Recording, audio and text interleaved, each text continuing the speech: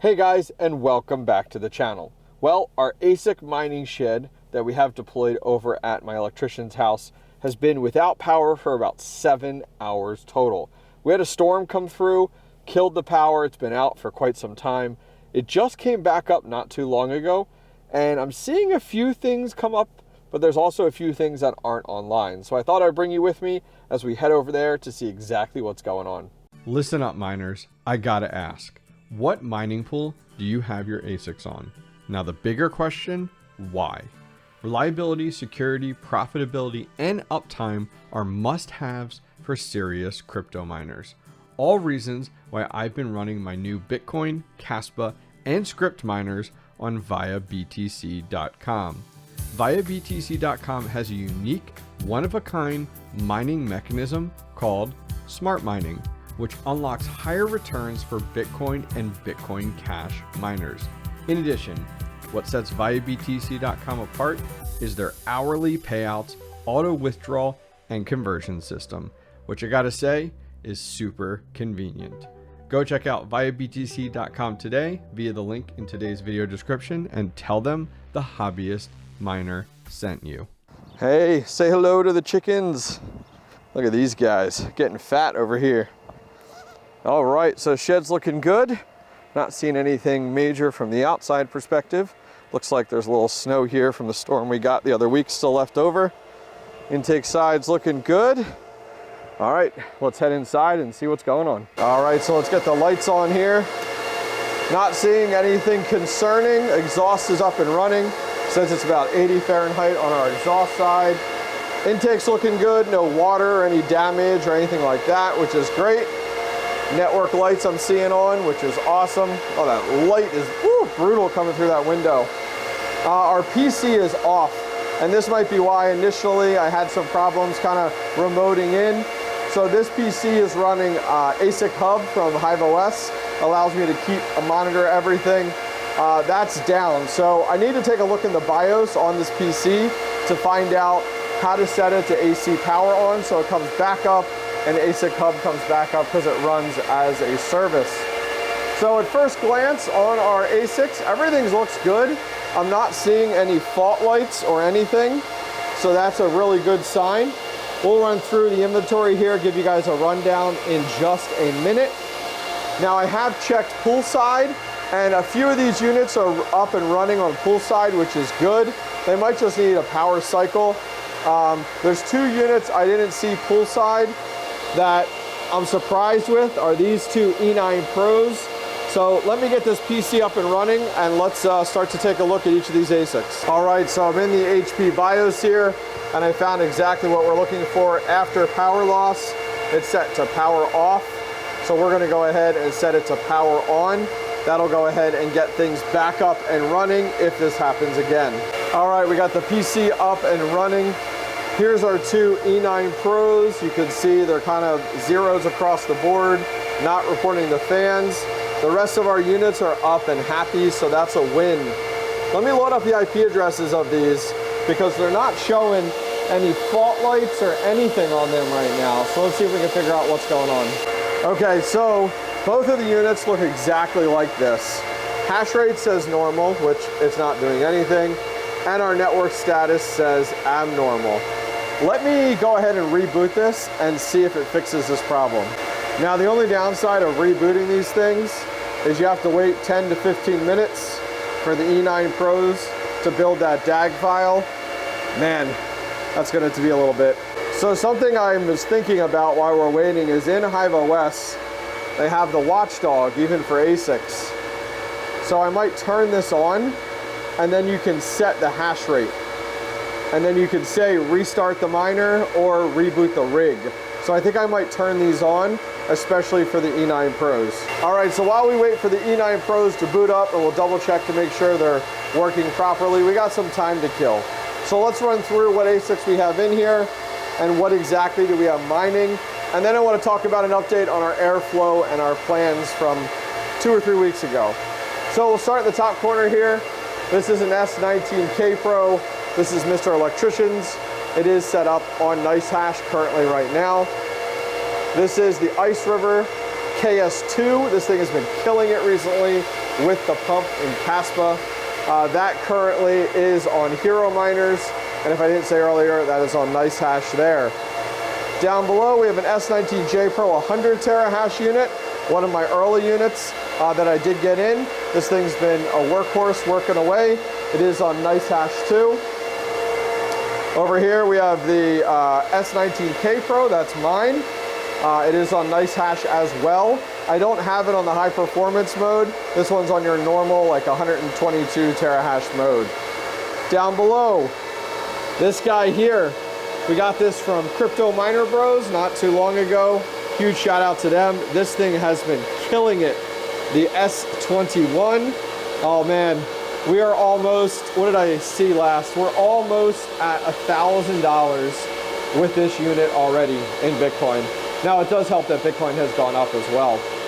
Moving along, this is the S19J Pro. We actually had the control board go bad in it a few weeks ago, so we did replace it with the Epic control board. It's been a lot of fun starting to play with that firmware. Not something you see very often. We have our L7. Our L7, it's a Doge and Litecoin miner. It's a script miner. This unit I actually have on Unminable, getting paid out directly in Dogecoin. It does help out with the fees. I have a referral code. I'll put that down below if you guys want to take a look on Unminable. It lowers those fees down to like 0.75, which is like crazy. And I love getting paid out in Dogecoin. I've been stacking that all through the bear market. Our E9 Pros that we're waiting to get back up and running. Both of these units I do have on 2 miners getting paid out in Ethereum Classic, because Ethereum Classic's had a little pump recently. I do also have my Jazz miners back home and my iPolo V1H also on 2 miners. And then finally, the 𝐂𝐡𝐞𝐜𝐤𝐄 M60. This thing is a workhorse. This guy, we're upwards of 172 terahash. And this guy we have on NiceHash as well. All of my Bitcoin miners are on NiceHash, and I've really enjoyed the additional benefits and the additional Bitcoin that we've been earning from there.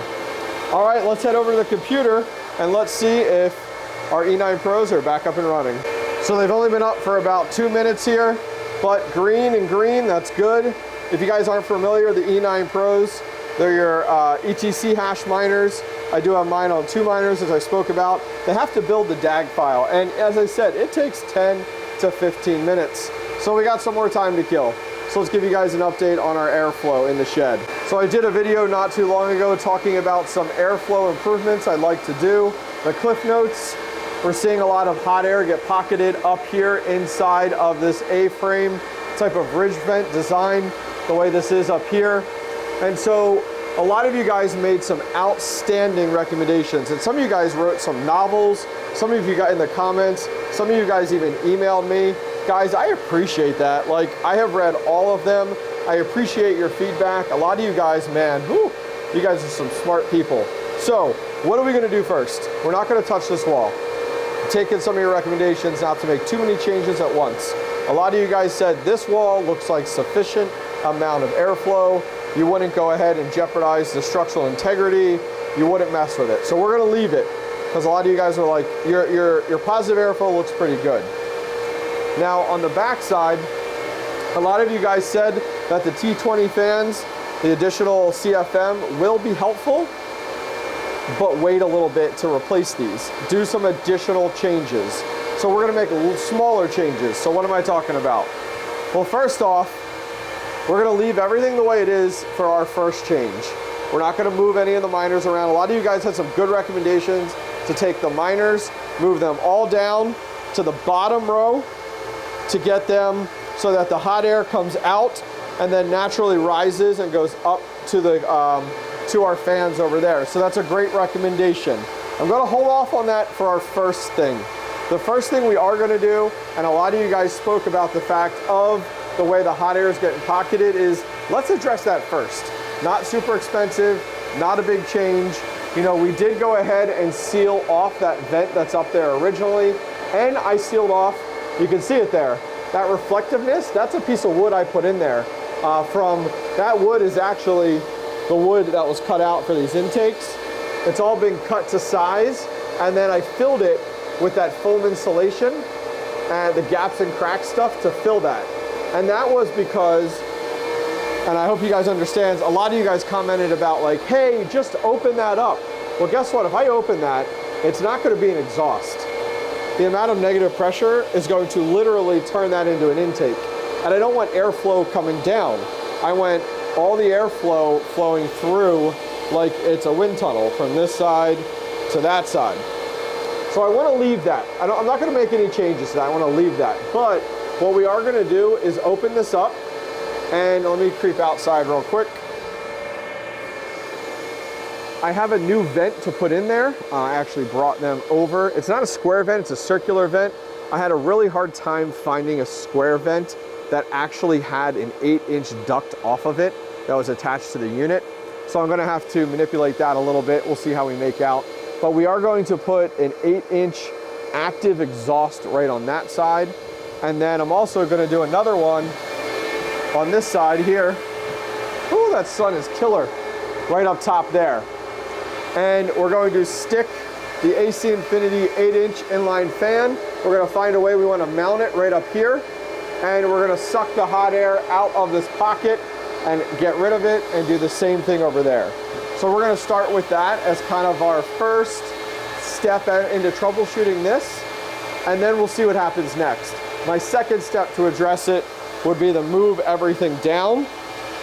And then my third step to address it would be replacing these. Some other ideas that you guys had was to build a hot box. So some of you guys had recommended almost building a hot box or tunnel from the top of this down to our exhaust vents to kind of lead that and box this all in. That's an option. That is honestly going to be my very last option. And the reason is I love the ability to come out here and work easily all around everything and get to everything. It has worked out really, really well.